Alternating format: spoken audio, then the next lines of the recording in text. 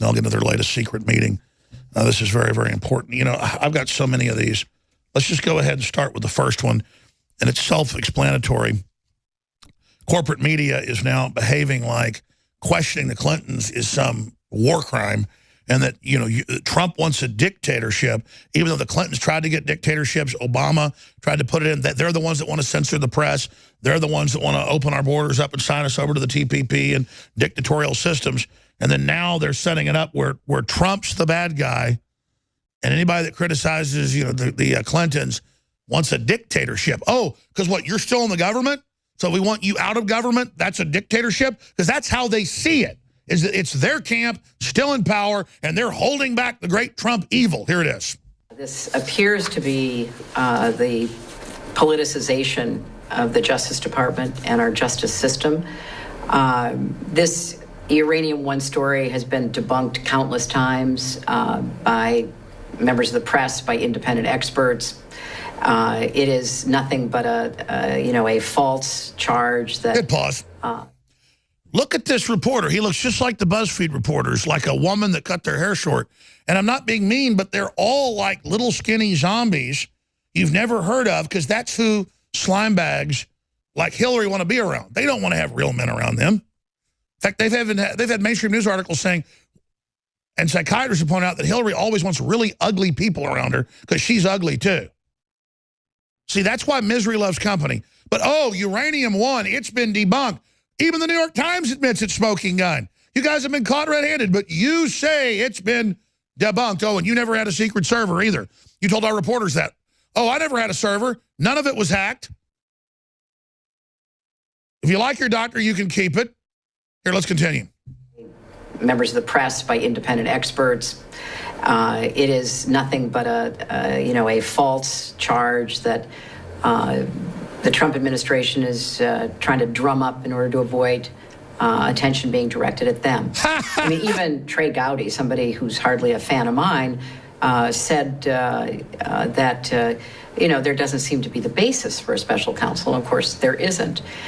But if I try to take myself out of it, which, is kind of hard because it's personally offensive that they would do this, but taking myself out of it, this is such an abuse of power, and it goes right at the rule of law. What? As Secretary of State, I went around the world bragging about America's rule of law, that we were a nation of laws. Okay, what has Trump done? And, the justice system was blind, and obviously... cut her off. She doesn't say anything. I can't listen to it.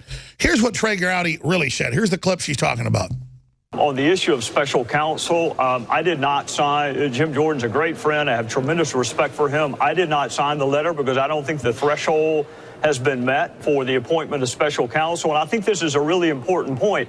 You can investigate something without special counsel. In fact, 99.9% of all investigations in this country are done by the women and men at the Department of Justice and the U.S. Attorney's offices, and none of them is called special counsel. So there's a threshold that has to be met, and I don't think it has been met. So to say we're not going to appoint special counsel is not to say we're not going to look into something. You're saying the threshold has not been met.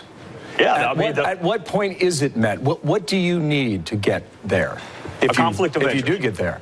A conflict of interest where the Department of Justice and all 94 U.S. attorneys' offices are ill-suited, and the public would not have confidence in an investigation that they ran. I mean, look at Bob Mueller was appointed special counsel. Some of your viewers don't have confidence in him. So the appointment of special counsel does not talismanically make people all of a sudden have confidence. I was about to say, it was done because people didn't have confidence, and it was done politically. So why do we create another political thing? That's what's really being said here. But we're getting lost here in the weeds, folks. They're all super guilty. The fact that he's saying it doesn't reach the level of special counsel, that means there's not public confidence. Well, I think there isn't public confidence in the Justice Department right now. Actually, Gowdy, I disagree with Gowdy on that. But here's Morning Joe saying Uranium One is dumb conspiracy theory.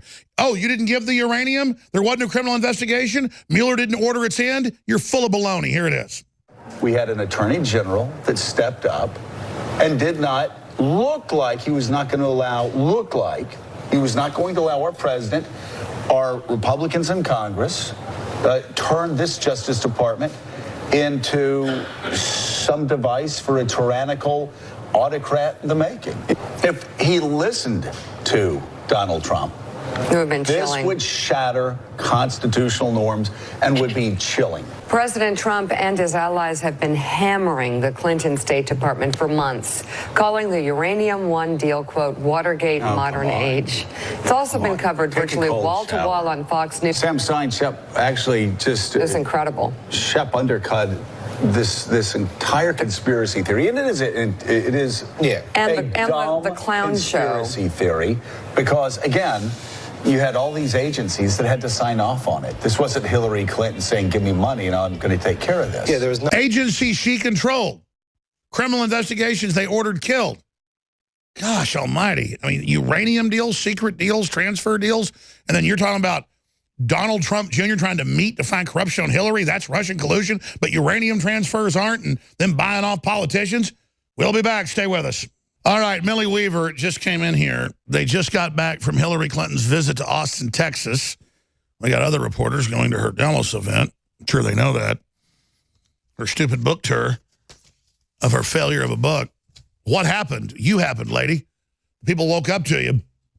Millie just came in and told me the footage they got. Now, it was Millie 1 week before in Cleveland, Ohio, 1 week before September 11th, when Hillary fell down like one of the towers and fell on her face. The media tried to cover it up, but we had the footage.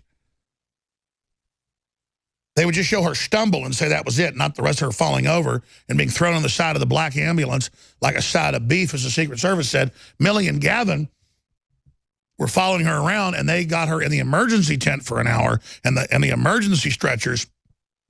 We have those articles. In fact, here's some of the footage of Hillary falling down. They were at the event, and they got Hillary having to be lifted out of the ambulance again.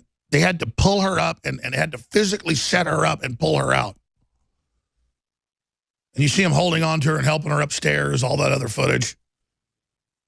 It's like the weekend with Bernie's when she has these seizures from the brain tumor. And again, we're not supposed to know that information. You know, there's federal laws on medical records. So I just had a CIA source say that that should be looked into. The point is that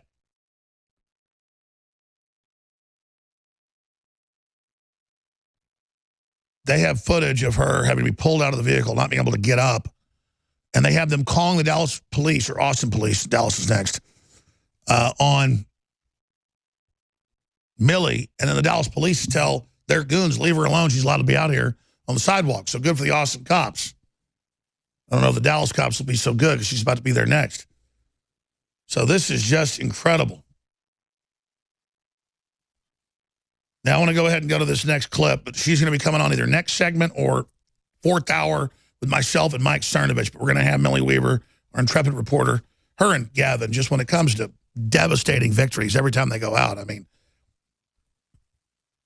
they've got powerful gods. And I don't mean that in a paganistic way. That's a quote from the show Rome on HBO, which is actually a real quote from Julius Caesar. He'd talk about people that kept having good success, good luck. They'd say, these men have powerful gods. And you know, the fact that good luck, God's on their side, the force is with them, they just, every time they go out, it's just fantastical what they get. So very, very awesome to have them on the team. They just continually get really powerful stuff. So, again, this is just them trying to block so you can't see, but you know, they've got the footage. They're blowing it up right now where they're picking her up and getting her up, which is what the Secret Service told us 1 month before she collapsed on September 11th last year. 1 month before, they told us that, listen, we don't know what's wrong with her. You're the one that has guessed on about her brain tumor. All we know is she's having convulsions every 45 minutes or so. She's got a black ambulance. It's got lift gates on it on the back and the front. They've got clinic things set up. She's having these convulsions all the time. And that's all we're going to tell you. So just tell everybody, follow her around, you'll get it. Well, we got her in the emergency tent the week before in Cleveland. This Dutch video guy, he was a fan. He just got back there and caught it. So the Secret Service was right. We were proven right again from our sources. It happened.